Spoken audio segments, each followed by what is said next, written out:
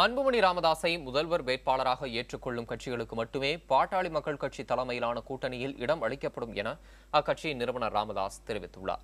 நிபந்தனைகளை ஏற்று தங்கள் கூட்டணியில் இணைய விரும்பினால் பாரதிய ஜனதாவை வரவேற்க தயாராக இருப்பதாகவும் மற்றபடி கட்டாயப்படுத்தவில்லை எனவும் அவர் தெரிவித்துள்ளார். பாட்டாளி மக்கள் கட்சி தலைமையில்தான் கூட்டணி அமையும்.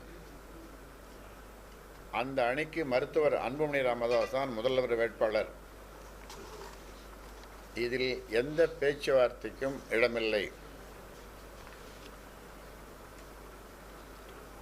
கூட்டணிக்கு பாமக தான் தலைமை வகிக்குமே தவிர பாரதிய ஜனதா அல்ல.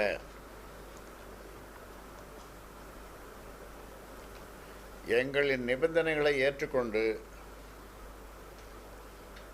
எங்கள் அணிக்கு வர பாரதிய ஜனதாவுக்கு விருப்பம் இருந்தால் வரலாம்.